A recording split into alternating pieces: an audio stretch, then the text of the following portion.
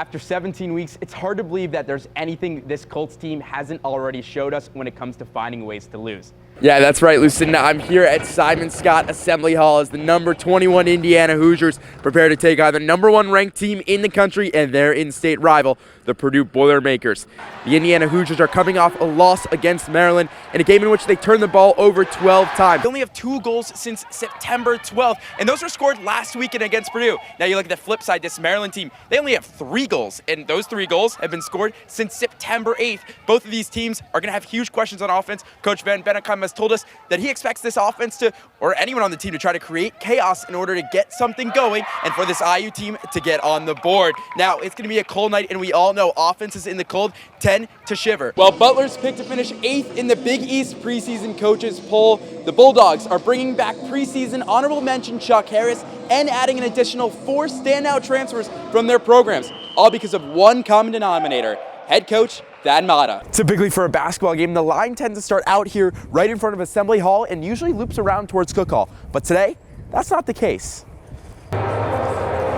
But instead, today fans got a treat. They got to line up inside Gladstein Fieldhouse starting at 9 o'clock in anticipation of the game. Although not the full result that the Maccabi U.S. men's open volleyball team wanted here in Jerusalem, they know that one thing's for sure: they're going to be looking forward to that gold medal rematch against Israel. Reporting from Jerusalem, Evan Kamikow, Maccabi Media. 84-62 your final score from here in Allen Fieldhouse as the defending national champion number 8 Kansas Jayhawks take down the Indiana Hoosiers. And it was a game in which Indiana again found themselves down double digits early to start, which was just too much to climb back into it.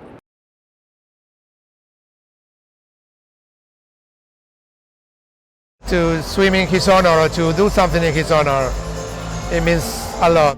Carlos Nybreff is in Israel this summer to honor his son, Alon, who tragically passed away in the Surfside building collapse in Florida last year. In the last Maccabiah, Alon captained the U.S. under-16 soccer team, and he certainly would have returned to the games once again. He was supposed to be with us today, but unfortunately, he's not with us. And that's why I got involved with the swimming team, and I decided to swim in his honor. Carlos competed in his first Maccabiah 37 years ago as a track star for Argentina. He won medals for the South American country, but it was his son that helped switch his allegiance to the Stars and Stripes. A muscle injury ended Carlos's medal hopes in the 200-meter freestyle. But it's not about his finish, it's about diving right back in. It's a moment where you start living again and think about something positive rather than something negative with what I wake up every day. Although Nybreff didn't get the result he wanted to today, his connection with Maccabi USA and the greater Israeli community continues to grow stronger as each day passes. I believe that the relationship between both countries is unique because we know both of us, that we can trust each other, and we are in anywhere we need to support one another. Nybreff's love for Israel is even deeper than most. It was this country's defense forces, the IDF, which was working at the site in Surfside and found Alon's body in the rubble.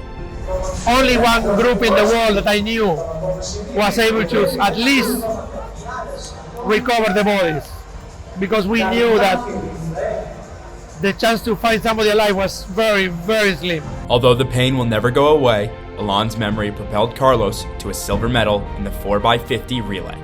Reporting from Netanya, Evan Kamikow, Maccabi Media. Court stormed.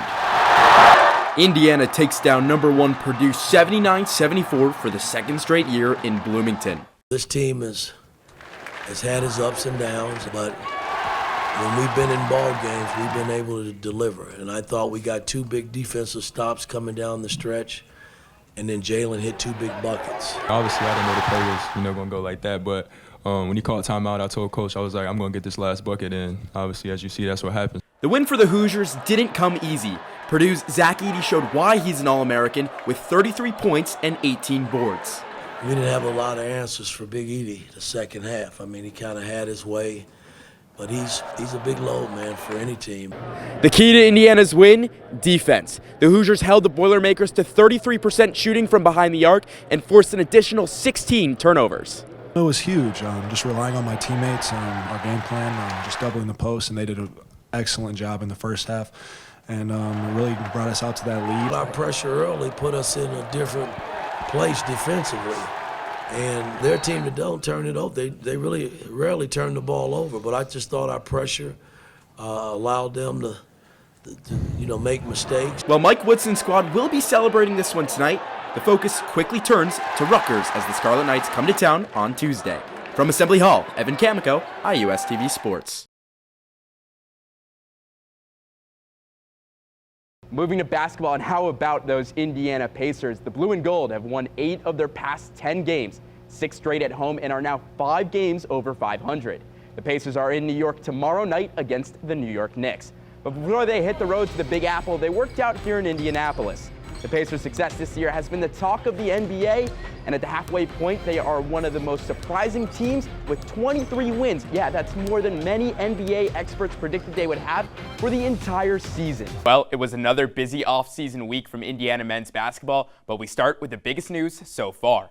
Starting point guard Xavier Johnson was arrested over the weekend for reckless driving and resisting arrest.